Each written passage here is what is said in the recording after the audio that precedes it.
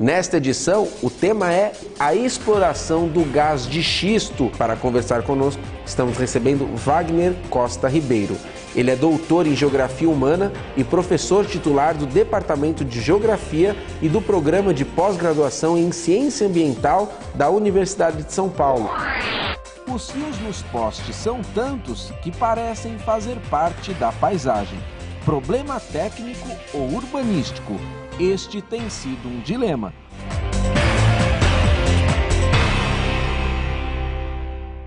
Em 8 de março, comemorou-se o Dia Internacional da Mulher.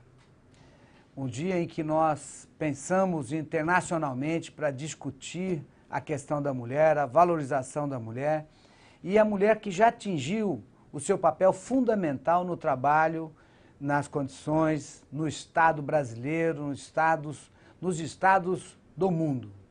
Mas, sem dúvida nenhuma, é preciso mais avanço. A mulher ainda, muitas vezes, recebe salário menor que o do homem, muitas vezes tem assédio. Então, na verdade, isso tudo precisa ser combatido por todos nós.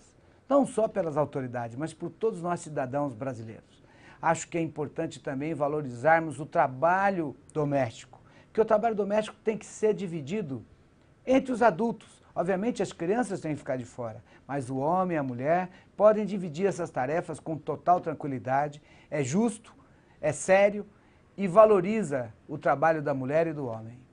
Acho que é importante também que nós tenhamos aí a condição de discutir também a violência doméstica, onde a mulher muitas vezes é atingida pelo homem, é tranquilamente enxergado de uma forma diferente, né?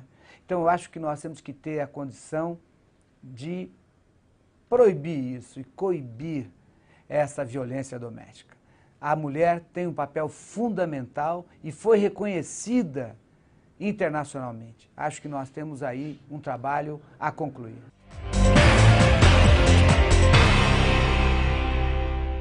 Começa agora a entrevista do Jornal do Engenheiro. Estamos falando sobre a exploração do gás de xisto no Brasil. Uma exploração aí que se dá em meio a polêmicas. E para conversar conosco, estamos recebendo Wagner Costa Ribeiro. Ele é doutor em Geografia Humana e professor titular do Departamento de Geografia e do Programa de Pós-Graduação em Ciência Ambiental da Universidade de São Paulo, a USP. E ele é também consultor da Federação Nacional dos Engenheiros e membro do Conselho Consultivo da CNTU, a Confederação Nacional dos Trabalhadores com Formação Universitária. Professor Wagner, é um prazer recebê-lo aqui. Prazer é meu. Antes de mais nada, o que é este famoso gás de xisto e onde ele pode ser encontrado no Brasil?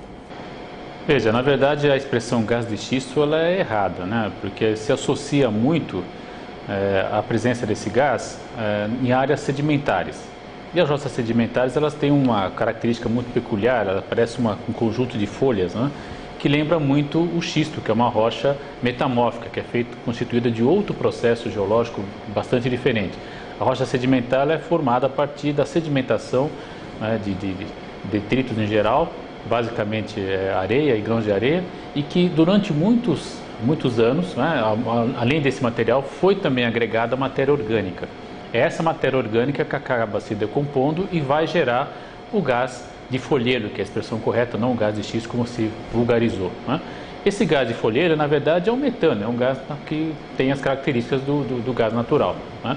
Ele ocorre, então, não de maneira confinada, como nós encontramos em outros reservatórios, também não ocorre como o metano, que muitas vezes você tem associado à ocorrência de carvão mineral, mas ele ocorre então lá em vastas áreas das bacias sedimentares. E aí começa o problema. Para você conseguir retirá-lo, você tem que fraturar essa bacia sedimentar, ou seja, essa rocha que está com essa configuração de folhas. Então você tem que introduzir um elemento, que no caso é água, com uma série de outros elementos químicos que vão separar essas camadas e aí vai liberar esse gás. E onde mais ele é encontrado aqui no Brasil? Onde mais ele é encontrado em quantidade? Veja, no Brasil nós temos reservas na Amazônia, temos no norte do Mato Grosso, temos no estado de São Paulo, incluindo o estado do Paraná, em Rondônia também, temos no estado da Bahia, Onde nós temos as bacias sedimentares, você tem ali um potencial bastante expressivo. Há uma estimativa não confirmada da Agência Internacional de Energia de que o Brasil teria 6,4 trilhões de metros cúbicos de gás de folheiro. Isso posicionaria o Brasil entre os 10 maiores do mundo em reserva. A pergunta é se é preciso, no caso brasileiro, usar essa fonte de energia. Tá. Vamos entrar nesta questão da precisão ou da não precisão, mas antes, algum país próximo nosso aqui produz esse gás também? A Argentina tem reservas importantes, mas não explora ainda na quantidade que você vê, por exemplo, hoje, principalmente nos Estados Unidos da América. Esse é o país que realmente houve um maior avanço na exploração, mas também já com muitos e graves problemas, né? Inclusive, é bom lembrar, até do ponto de vista da rentabilidade econômica, eles estão enfrentando dificuldades bastante sérias, né? Porque é uma exploração muito intensa, mas que no segundo ano, por exemplo, já cai em 39% a exploração. No terceiro ano ela cai para 50% e ao longo de 10 anos você consegue extrair 5% que você extraía no início. Então é realmente uma fonte muito intensiva, mas com pouca eficácia do ponto de vista econômico, já que é um produto, um ciclo de 10 anos no máximo. Uma outra característica dessa exploração, você até falou na primeira resposta, que é o uso da água. É verdade que essa água fica contaminada e deve ser inutilizada? Sem dúvida, se estimam, né, porque não é divulgado publicamente, mas se estimam que são 60 substâncias químicas agregadas à água que funcionam então como vetor que vai desagregar essas camadas da rocha. É evidente que essa água depois vai ser contaminada e principalmente ela vai percolar, ela vai penetrar nas camadas da própria rocha, pode chegar e atingir reservas de água subterrânea. Uma das preocupações muito sérias que nós vimos agora por ocasião do leilão que foi promovido pela Agência Nacional de Petróleo é que foram leiloadas áreas junto ao Aquífero Guarani. Isso pode gerar, sem dúvida, uma contaminação de reservas estratégicas de água subterrânea ou, além disso, a própria água ela pode percolar, chegar no nível do lençol freático, muitas vezes, chegar até nas águas superficiais. É um pouco mais difícil, porque geralmente essas camadas estão abaixo, mas às vezes no período de mais estiagem ela pode até aflorar e chegar nas águas superficiais. Então nós estamos falando sim de uma fonte de contaminação de água, né, que é algo muito sério. Nós estamos vivendo agora uma crise hídrica bastante aguda no país em função da falta de estiagem e usar uma tecnologia que vai demandar água, muita água, se estima em 20 milhões de litros para cada poço, né, é realmente um volume absurdo. E além disso, contaminar outras fontes hídricas me parece também só essa uma questão para ser discutida e que deve ser avaliada da conveniência ou não de extrair esse gás. Do meu ponto de vista, não é necessário. Esse evento que o professor citou foi a 12ª rodada de licitações, que ocorreu em novembro de 2013, que acumulou a previsão de 500 bilhões de reais em investimentos nesta área de exploração deste gás. No leilão, foram arrematados 72 dos 240 blocos ofertados. Eu não sei se isso é um bom número, né? Se tinha 240 para se ofertar, só foi 72, parece que aí não fez tanto sucesso. O professor vai nos explicar. E eu pergunto, a política do governo de passar essa exploração para a iniciativa privada tem chances de avançar? Veja, eu diria que hoje o governo parece que é o único interessado em extrair esse gás, né? Se você vai olhar, por exemplo, o que está ocorrendo nos Estados Unidos da América, que é citado como grande exemplo a ser seguido, há muita bobagem sendo dita. Tem gente dizendo, por exemplo, que a economia americana recuperou-se a partir da exploração do gás de xisto, que é uma enorme bobagem, né? É uma outra dinâmica interna, não tem nada a ver com essa fonte de energia mais barata. O que está ocorrendo lá, existem estudos acadêmicos mostrando isso claramente, é que essa exploração, como eu já disse, ela é muito intensiva. Ela no primeiro ano ela tem uma rentabilidade razoável, no segundo ano ela cai para quase 40% a menos, com o terceiro ano 50%, ao ponto que ela vai chegando quase que à inoperância, não vale a pena do ponto de vista econômico. E aí, repercutindo o que você estava dizendo, quer dizer, por que menos de um terço das áreas colocadas a leilão tiveram apelo, né? Tiveram algum tipo de interesse? Porque realmente não é vantajoso, né? Nos Estados Unidos da América, grandes empresas, não sei se eu posso citar aqui, por exemplo, a Shell, a British Petroleum, por exemplo, elas afirmaram com todas as letras que foi o pior negócio que eles fizeram nos últimos anos. Por quê? Porque perceberam que essa curva de rentabilidade ela é muito baixa, né? Não é um investimento de longo prazo, é um investimento de curtíssimo prazo e que para o ciclo de capital que eles administram é algo realmente aquém dos interesses, né? Isso talvez explique por que nós não tivemos a procura que o governo imaginava para dos 240 lotes, apenas 72 terem sido, de alguma forma, terem gerado algum interesse. Ok. Nós vamos para um rápido intervalo para no próximo bloco continuar falando da exploração do gás. E quais são aí as perspectivas do avanço desta extração? A gente volta daqui a pouquinho.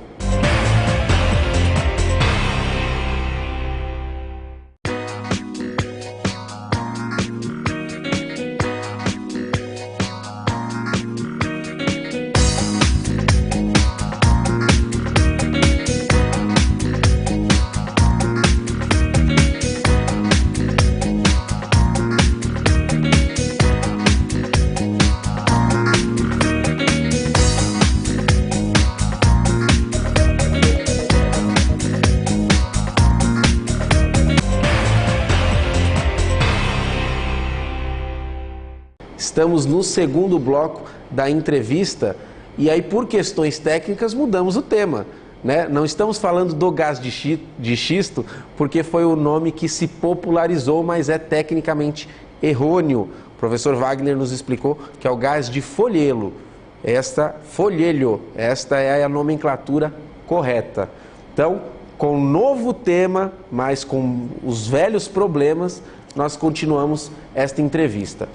Professor, existe uma lei, a 11.428 de 2006, conhecida como a Lei da Mata Atlântica, que sugere, e como é lei, mais que sugere, determina o seguinte, que é preciso haver uma exploração sustentável e a preservação dos atributos do bioma. Ou seja, podemos sim usufruir do que a natureza dispõe, mas que façamos isso aí sem degradá-la, que não seja insustentável, ou seja, que as próximas gerações possam também usufruir tal como nós podemos. Essa exploração, então, parece que fere a lei, é isso? Sem dúvida, veja, entre os impactos que nós temos da exploração desse tipo de gás, alguns são bastante preocupantes, né? Nós já comentamos, que é a possibilidade de contaminação dos corpos hídricos, né? Tanto água subterrânea quanto também água superficial. Outro que também é muito sério, você vai ter, depois da retirada desse gás, uma acomodação das camadas da rocha. E isso também pode trazer problemas sérios, né? E se você tiver na superfície residências, tiver, enfim, propriedades rurais, etc., você vai ter uma acomodação também desse terreno e vai ter problemas sérios. Outra questão também muito preocupante, como você trabalha na fissura da rocha, né? Você permite que introduz esse líquido, né? E ele vai sendo sob pressão injetado, você muitas vezes não consegue mensurar até onde esse líquido penetra. E aí começam problemas sérios, porque às vezes você tem um controle muito preciso do ponto onde você está extraindo, mas a pressão foi de tal ordem que leva às vezes a quilômetros de distância. Você vai ter ali, por exemplo, uma fissura que permite que qualquer fagulha possa encandecer, e você vai ter às vezes fogo, né, incêndio causado por conta desse tipo de exploração. Outra questão também muito séria é que você vai ter acomodação de terreno em áreas remotas para além do ponto de exploração. Então é uma exploração muito impactante do ponto de vista ambiental e que no nosso caso, insisto, não há a menor necessidade. Realmente nós temos outras fontes de energia. O Brasil é um país nesse aspecto bastante contemplado. Nós temos aí tanto eólica quanto solar, temos um potencial hidrelétrico ainda não instalado, podemos repotencializar as usinas hidrelétricas que já estão em operação. Temos aí hoje as algas para a produção de etanol e biodiesel também numa outra escala. Enfim, temos de fato alternativas importantes, o próprio pré-sal, né? Se for para ficar no combustível fóssil. Então eu acredito que realmente essa tecnologia para o Brasil é desnecessária, porque ela vai causar impactos muito sérios em bacias sedimentares onde estão, por exemplo, aquíferos, como é o caso do aquífero Guarani. Tá. Professor Wagner, dizem que para a gente prever o futuro, basta interpretar o presente, né? Na sua interpretação, para onde caminha de fato a nossa questão de suprimento energético, né? Porque a questão deste gás é algo pontual. A gente viu que das 240 áreas aí, 72 foram de fato abarcadas aí pela iniciativa privada. Já temos declarações de grandes empresas internacionais, multinacionais, que não querem essa exploração.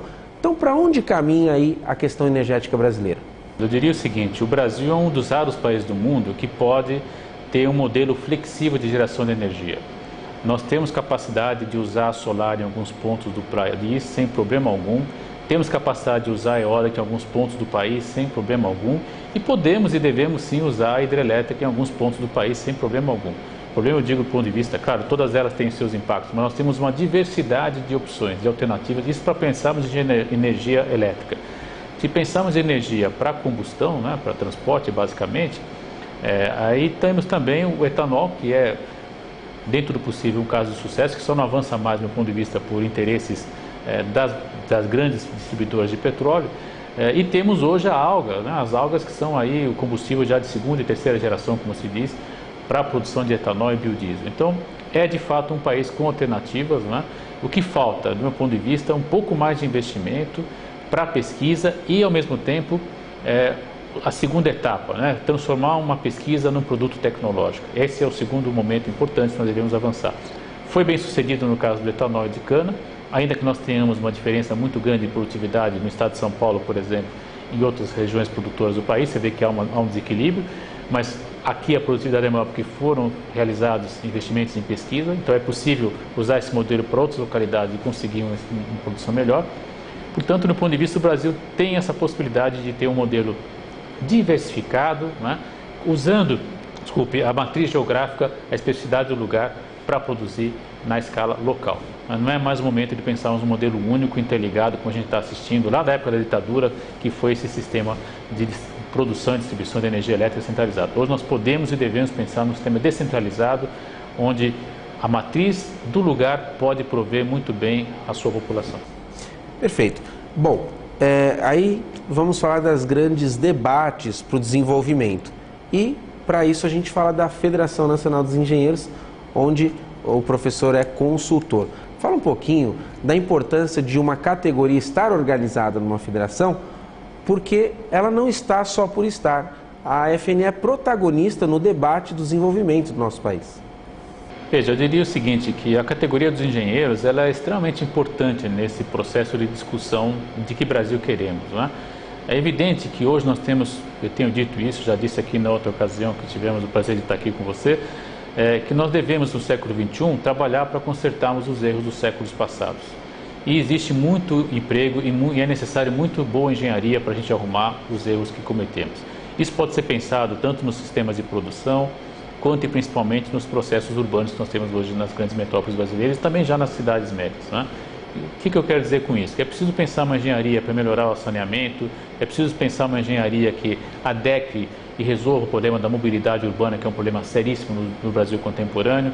É preciso pensar uma engenharia para a produção de energias alternativas, né? Porque, como eu dizia, sair do patamar da pesquisa para chegar no salto tecnológico, para produto tecnológico, a engenharia tem um papel destacadíssimo nesse processo todo. E eu acredito que a FNDE ela tem conseguido, de alguma maneira, liderar esse processo e envolver a categoria nesse importante debate. É pensar, sim, em postos de trabalho, mas postos de trabalho para arrumar os erros do passado e não para insistir nesses erros e tornar o século XXI ainda pior que os anteriores. Nunca é tarde para se fazer a coisa certa. Não há dúvida. Professor, quero muito agradecer a sua presença aqui mais uma vez. Quero deixar as câmeras abertas para suas considerações finais. Eu queria dizer, para finalizar, mais uma vez agradecer a oportunidade e dizer que, do meu ponto de vista, o gás de folheiro para o Brasil ele não é necessário. É bom lembrar que quando grandes empresas internacionais dizem que é um mau negócio, deve ser um mau negócio para o país também, né? Além de tudo, ele traz problemas ambientais seríssimos, né? E nós temos fontes alternativas que podem e devem ser estimuladas para resolver o nosso problema energético. Obrigado, viu? E com muita energia, o Jornal do Engenheiro continua.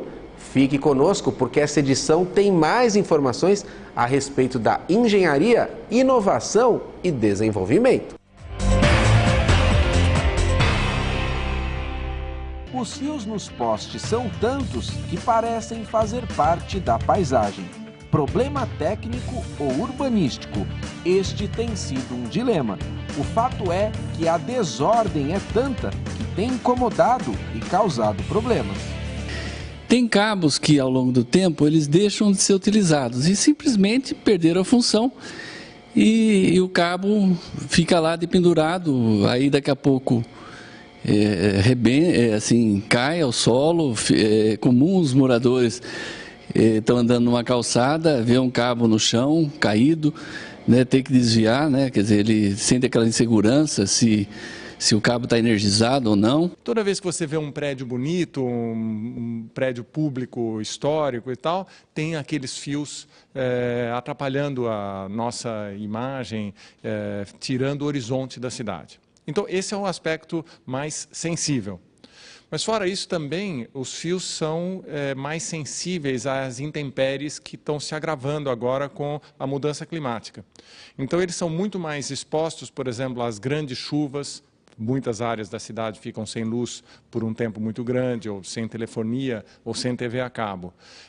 E eles são também passíveis, por exemplo, de um acidente que cai o fio, dá uma eletrocução às vezes, ou, enfim, o próprio poste fisicamente. Outra coisa também, que certas companhias, elas fazem um verdadeiro almoxarifado, né? Que você vê lá de pendurado no cabo lá, uma bobina de cabo, né?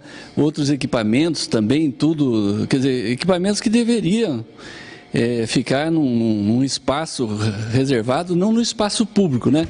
Várias cidades brasileiras estão aprovando leis para o enterramento dos fios pendurados nos postes, a exemplo de São Paulo e Rio de Janeiro. Mas as normas estão sendo contestadas. Temos o exemplo, o próprio Rio de Janeiro, que a questão foi enterrar lá a tubulação e a questão foi parar no Supremo, aí para lá no Supremo, né? Quer dizer, apesar de não ter uma decisão do Supremo, pelo menos a Light não está obrigada a enterrar lá no Rio, né? Até que pelo menos se posicione lá no Supremo. Então eu acredito que essa questão é uma questão que a sociedade deve discutir. E até a repartição de ônus, quem que assume que parte, né? Este é o real dilema. Quem deve ser o responsável por pagar o preço da solução? Eu diria assim que o principal problema é o custo. Quem paga a conta? Se é uma questão urbanística, então a Eletropaulo diz, é uma questão urbanística e deve ser resolvida do ponto de vista urbanístico, que é da prefeitura. Quem paga a conta? Os postes são da Eletropaulo e ela cobra aluguel das outras empresas. Então, as outras empresas dizem, então, portanto, eu não tenho que fazer o enterramento. Então, é uma negociação muito complicada, principalmente por custo. Para o diretor do CESP, a responsabilidade deve ser assumida pelas concessionárias de energia. É interessante que não é a distribuidora de energia que faz esse desordenamento. A parte de energia elétrica nos postes, ela normalmente é razoavelmente bem organizada. Mas a empresa distribuidora de energia, a concessionária de serviço público de energia elétrica, ela recebe um aluguel das demais para usar os postes. Então, o atendimento das normas técnicas, por exemplo, as distâncias que tem que ficar os cabos, questão do clearance, altura mínima, todas essas coisas, entendemos que seja responsabilidade da distribuidora. Ela que não deve permitir que o seu poste seja utilizado indevidamente, né?